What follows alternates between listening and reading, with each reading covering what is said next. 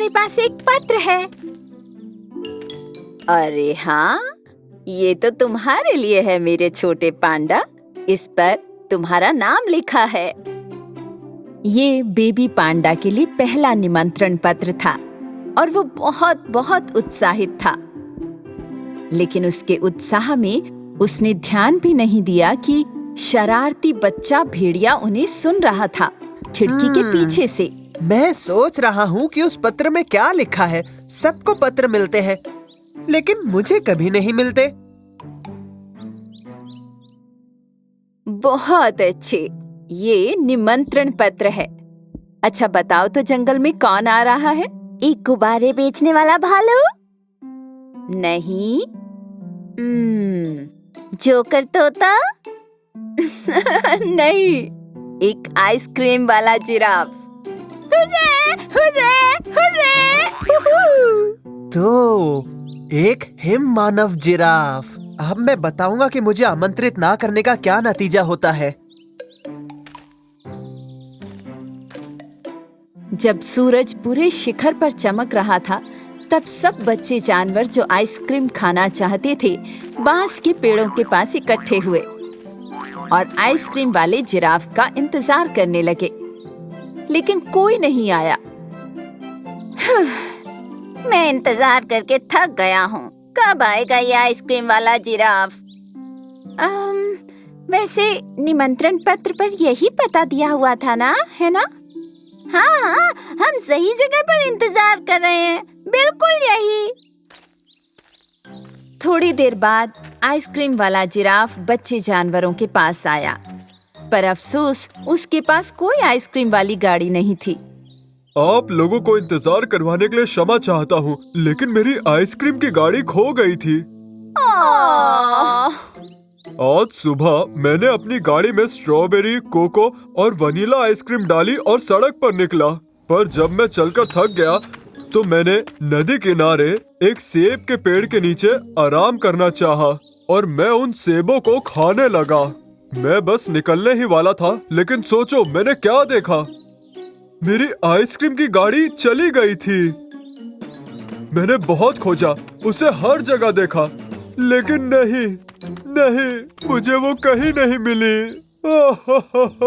उदास मत होइए आइसक्रीम वाले जिराफ, हम आपकी सहायता करेंगे। हम मदद करेंगे आपकी अपनी आइसक्रीम की गाड़ी ढूंढने में।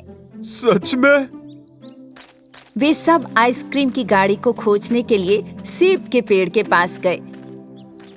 उस समय शरारती भेड़िया, जिसने आइसक्रीम गाड़ी को छिपाया था, अपनी ही मांद में जोरों की भूख के साथ सभी आइसक्रीम को खाने लगा।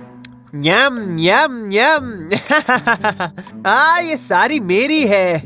अब सिर्फ मैं ही आइसक्रीम खाऊंगा। बेबी पांडा, जो आइसक्रीम गाड़ी का पीछा कर रहा था, उसने अपने दोस्तों को जमीन पर टायर की पटरियों के निशान दिखाए एक मैग्नीफाइंग ग्लास से। यहाँ पर है आइसक्रीम गाड़ी के निशान, इस तरफ चलो आओ। हालांकि थोड़ा आगे पहुंचकर ये चेन समाप्त हो गई, क्योंकि वहाँ लंबी घास उगी हुई थी। ओह, अब हम क्या करेंगे? दोस्तों, मुझे खुशबू आ रही है, क्या तुम्हें भी आ रही है? जैसे कि स्ट्रॉबेरी। हाँ, यही खुशबू है, स्ट्रॉबेरी की। पांडा और उसके दोस्तों ने पेड़ के तने पर लिपटा हुआ स्ट्रॉबेरी आइसक्रीम का एक टुकड़ा देखा। मुझे लगता है हम सही रास्ते पर हैं। चलो आओ इस तरफ। थोड़ी देर तक सब स्ट्रॉबेरी की खुशबू की दिशा में अच्छे से चलते रहे।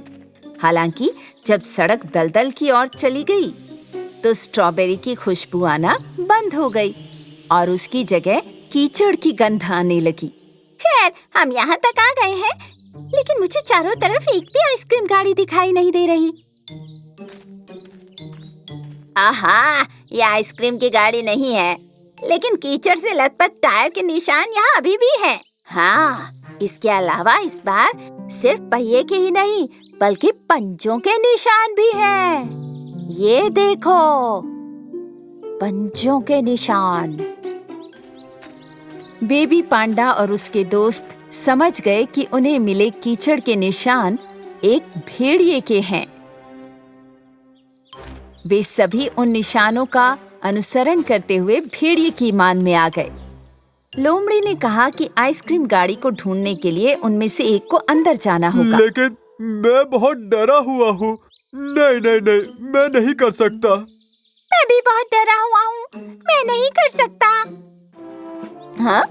हाँ, मैं कर सकता हूँ। पांडा ने पूरी हिम्मत जुटाई और भेड़िए की मांद की ओर चल दिया। ये एहसास होते ही कि कोई आ रहा है, वो शरारती बच्चा भेड़िया तुरंत जोर से चिल्लाया और डराने की कोशिश की। ये कौन है? अंदर मत आओ, मैंने जाल बिछाया हुआ है। अगर तुम अंदर आओगे तो मैं तुम्हें खा जाऊंगा। भेड़िए की आवाज से पांडा को पता चल गया कि वो बहुत बीमार था। सो वो निडर होकर उसके पास गया और देखा कि उसने सारी आइसक्रीम खा ली है। ओह, तुम तो बहुत बीमार हो भेड़िए। मैं बीमार नहीं हूँ, सारी आइसक्रीम मेरी है, ठीक है? पांडा ने भेड़िए को मुश्किल से मनाया और उसे बाहर लेकर आया। बाकी सब जानवर और जिराफ भेड़िए को इतना बीमार देखकर बहुत हैरान हुए। उन्होंने तुरंत उसे एक सूरज से गर्म हुए पत्थर के पास बिठाया। एक ने गर्मा गर्म फलों की चाय पिलाई, दूसरे ने स्वास्थ्यवर्धक बांस का सूप और एक अन्य ने उसे लपेटने के लिए लंबा गर्म दुपट्टा दिया। अगर तुमने आइसक्रीम की गाड़ी चोरी नहीं की होती तो हम सब मिलकर आइसक्रीम खाते और साथ में अच्छा समय बिताते। हाँ, और आप इस सुंदर और गर्मी के प्यारे दिन पर कांपते और बीमार ना होते। लेकिन आप अपनी आइसक्रीम मुझे नहीं खिलाते क्योंकि मुझे तो निमंत्रण पत्र ही नहीं भेजा। जब बच्चे भेड़िए ने कहा कि उसे निमंत्रण पत्र नहीं मिला था, तो मगरमच्छ ने उसके सामने खड़े होकर पेड़ की शाखाओं की तरफ इशारा किया। मुझे लगता है आपको जो पत्र मिला है वो उधर पेड़ की डालियों में फंस गया है, वहाँ। शायद इसीलिए आपने इसे नहीं देखा। ओह, यहाँ डाकिया हमेशा मालिकों को पत्र बांटता है। देखो, इसमें तुम्हारा नाम भी है। उस दिन से भेड़िया और होशियार बच्चा बन गया और अपने अच्छे दोस्तों के साथ बेहतर व्यवहार करने लगा, क्योंकि वो कभी नहीं भूला ये सबसे जरूरी बात कि वन जीवन में एकजुटता और दोस्ती है। गोल्डीलॉक्स और पांडा परिवार। एक बार की बात है, जंगल के सबसे खूबसूरत हिस्से में एक छोटा सा घर था और सुनहरे बालों वाली एक लड़की गोल्डीलॉक्स इस घर में रहती थी। गोल्डीलॉक्स इतनी प्यारी थी कि हर कोई उससे बहुत प्यार करता था। लेकिन ये प्यारी लड़की कभी-कभी बहुत शरारती भी हो जाती थी।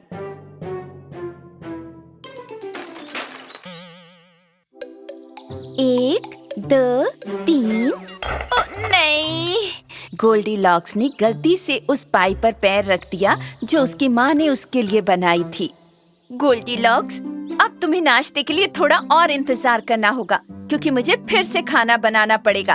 और हाँ, सुनो, बगीचे से बाहर मत जाना और मुझे बताए बिना जंगल में भी नहीं। एक अच्छी लड़की बनो। नाश्ते का इंतजार करते करते गोल्डीलॉक्स बहुत ऊब गई थी। जंगल की ओर चुपचाप एक कदम, दो कदम, इससे पहले कि कोई मुझे देखे, मैं देखती हूँ कितने कदम चल सकती हूँ। जब उसकी माँ रसोई में व्यस्त थी, गोल्डीलॉक्स एक के बाद एक कदम, पहले बगीचे से बाहर और फिर जंगल में चली गई। दूर घने जंगल में एक बहुत प्यारा बांस का घर था। इस घर में एक प्यारा और सुंदर भालू परिवार रहता था। एक बड़े पांडा पिता, एक मीडियम साइज की पांडा माँ और एक छोटा सा पांडा बच्चा। माँ पांडा सुबह सबसे पहले उठी और नाश्ते के लिए वनीला के साथ बांस का मैश तैयार करने लगी। पिता पांडा रसोई से आने वाली खुशबू से जाग गए। फिर वो अपने बच्चे को जगाने लगे। हालांकि नींद से इतना प्यार करने वाला पांडा बच्चा जाग नहीं पाया, लेकिन वो रसोई से आ रही मैश की मीठी खुशबू से खुद को रोक भी नहीं पाया और आखिर में वो जाग ही गया। पांडा परिवार मेज के चारों ओर एक साथ थे। वे उस बांस का मैश खाने लगे जो माँ पांडा ने बनाया था, लेकिन मैश बहुत गर्म था। मम्मी, डैडी, हम जंगल में घूमाए जब तक हमारा खाना ठंडा नहीं हो जाता। और हम कुछ और बांस इकट्ठे कर सकते हैं और शाम के लिए खाना बना सकते हैं। पांडा परिवार अपना खाना टेबल पर छोड़कर बांस लेने के लिए बाहर चला गया। इस बीच रंगीन तितलियों ने गोल्डीलॉक्स को घेर लिया, जो जंगल में इधर-उधर भाग रही थी। कितना सुंदर है ये जंगल। इन तितलियों को देखो।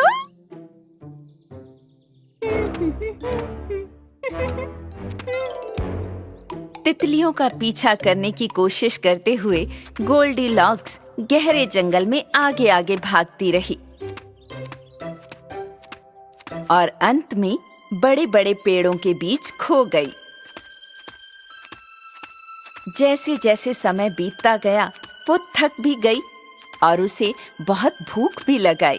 वो लगभग रोने ही वाली थी, लेकिन उसे अचानक से सामने थोड़ी दूरी पर बांस का एक छोटा सा घर दिखाई दिया। वो खुशी खुशी घर के पास पहुंची और खिड़की से झांकने लगी। उसने अंदर 3 कटोरों में खाना पड़ा देखा।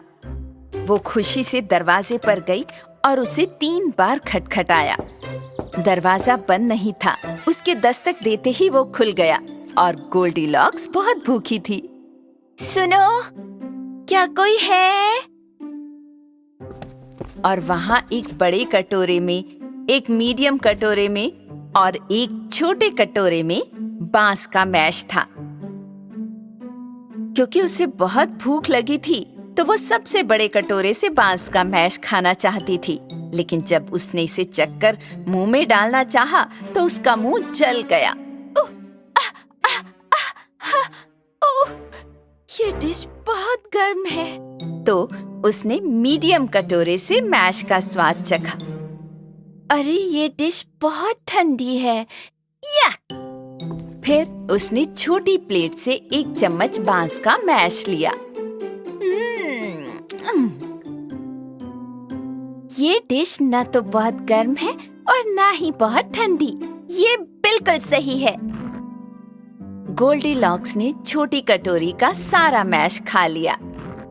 वो कुछ आराम करने के लिए चिमनी के पास जाकर बैठना चाहती थी।